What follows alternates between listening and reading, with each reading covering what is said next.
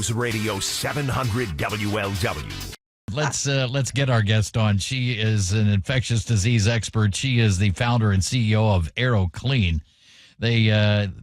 What they do is specialize in preventing this type of thing. Rayne Guest, welcome back to the program. Hey, thanks for having me. Good afternoon. Good afternoon. So, Rayne, this honestly, the news media loves reporting on this because obviously it is the explosive diarrhea disease. So every news media in the world is reporting it as such. Now, and Donna and I were just talking about how do you go about preventing this stuff? You specialize in this. And they're talking about, when I get whatever, we get grapes from the grocery store, say. I run water over them. Now, is that enough, or am I going to, poop every place? Oh, you must be talking about our little salad stowaway we got going on out here. Yes, the Cyclospora. Yes. Yeah, you'll have to forgive me. There's so many things that cause massive diarrhea. I wasn't sure what you were referring to. Right. Yeah. So, this really isn't a produce problem. It's a sanitation problem disguised as a food problem because these produce is not where this parasite originates from. It actually originates because the water that we're using to irrigate these crops or that we're washing and processing these produce in is contaminated with human feces, right? So we are the hosts of this. That's where this comes from. So to answer your question about why, washing a grape, really doesn't do it, it's because these are tiny parasites. We're talking about single-cell organisms.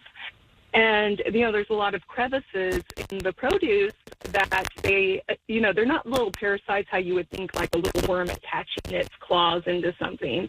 It's just that, lettuce and cilantro and these things, raspberries, blackberries, they have crevices in them. So these parasites get caught in those crevices. And so when you rinse them off, you don't get rid of it, right? Now, heat will get rid of it, but you're not going to barbecue raspberries or cilantro. Sure.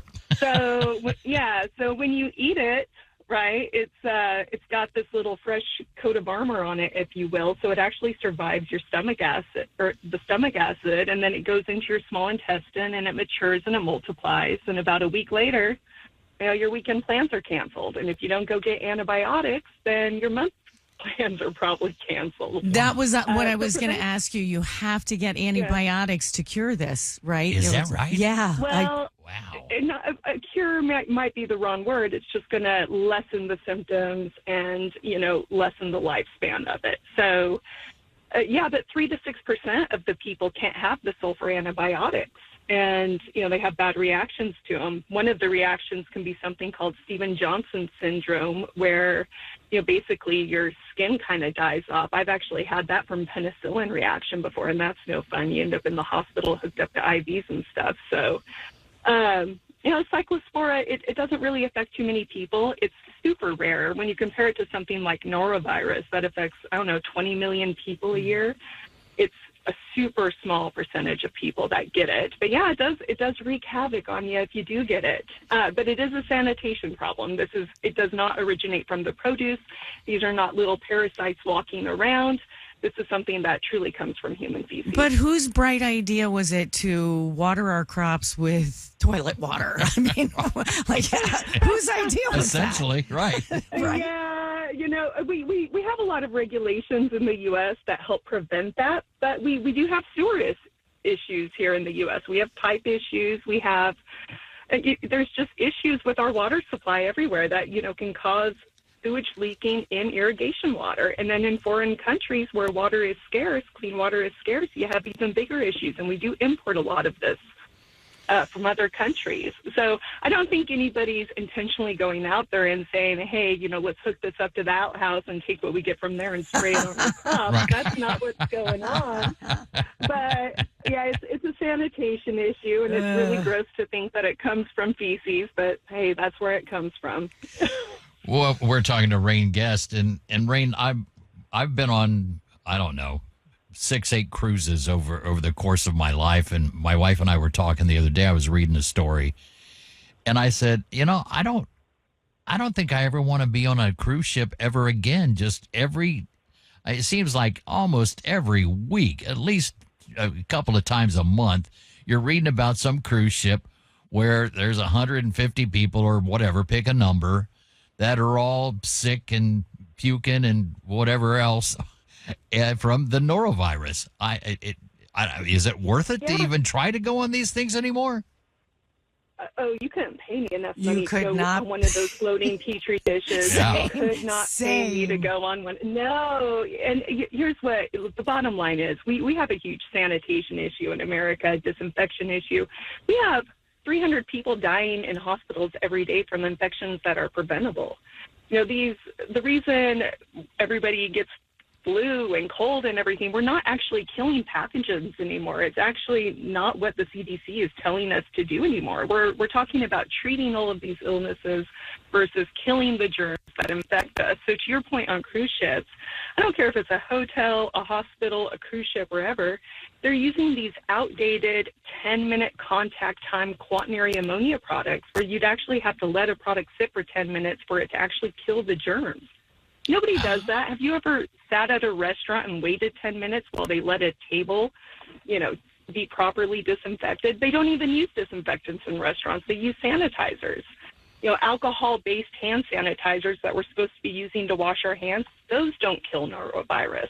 We have these huge gaps in healthcare and infection prevention that nobody's really talking about. So back to your original question before I got on my soapbox, no, I would not go on a cruise ship, and I'd highly advise you don't either.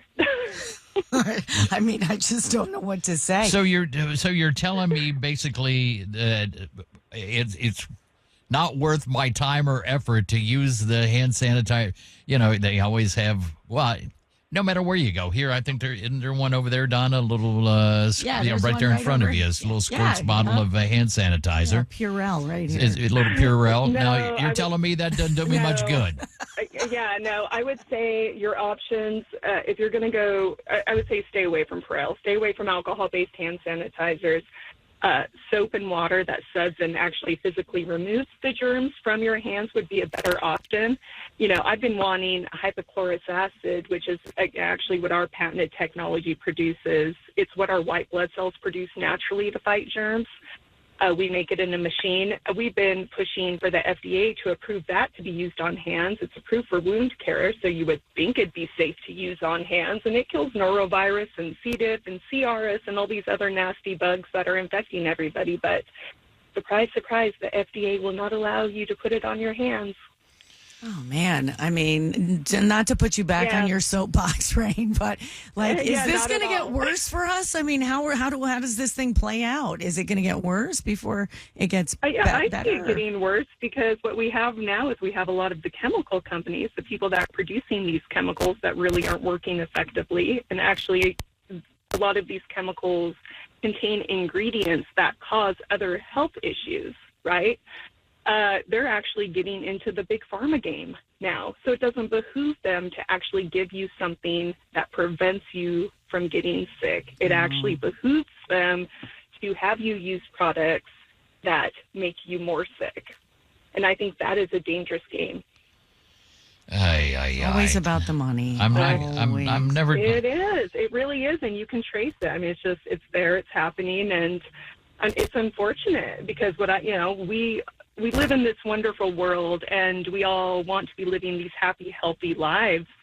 But I really feel like we're getting set up where that, we're getting set up for failure to a certain degree because we're being advised in a certain way, and the advice isn't correct. And we're being told, hey, this is what you do, but we do it, and it's not what is in our own best interest. So, well, let's hopefully we'll see some changes. Let's close it out on the explosive diarrhea disease. Is this something that's going to go away, or is this going to be with us for a while? Do you suppose? I'm just curious. Historically, this comes around every year. It's seasonal. Right? We're eating more fresh produce during the summer and the spring. So, take a look at historical news cycles. Around this time, we get a news influx with it, and then it goes away. So, it'll go away, and then we'll see it again next year. I've never gotten anything like that, like explosive like that. No, it's not like it's not like the flu or norovirus where millions of people are getting it, right? We're talking about a few thousand people every year that are getting this. What I'm saying is every year a couple thousand people get it. It comes in the news cycle briefly, and then it leaves, and then it comes back a year later in the news cycle. Explosive diarrhea just makes a great headline, though, really. Honest to God. That's why we're all talking about and that's right. And talk show hosts love this type of thing, man. I know I brought in some fresh salads from Sam's Club to the office today, and it was funny. Everybody was looking around, looking at them, like, who's going to eat it first? Who's going to eat it first? I was like, y'all don't eat it. I'm going to eat it. Well, my wife, we had, it's weird how we got them, but nonetheless, we had a couple of bag salads, and she goes, we're never going to eat it. Well, not anything to do with this. She goes, we're never going to eat this. I was like, no, we got enough of that crap around here. So she took it into work and says, anybody want this bag salad? And people were like, are you trying to kill us? I was like, I know, I'm trying to give away the food. I'll throw it away. God. Yeah, if you're worried about it, don't eat raw fruits and vegetables for the next month or two until the weather gets colder. And, we all had wonderful barbecues around 4th of July. Keep that going. Put everything on your grill and stay away from the stuff. I am so in trouble. This is not good for a vegan at all. At all. Right. Well, Rayne, people want to find out more about what it is you all do. Where can they go? Go to ArrowClean, ArrowClean.com. You come check us out. Thank you. I'll see you on the Princess Elizabeth or whatever cruise ship we're going to end up going together on. I'll see you there. See you, Rayne. Bye.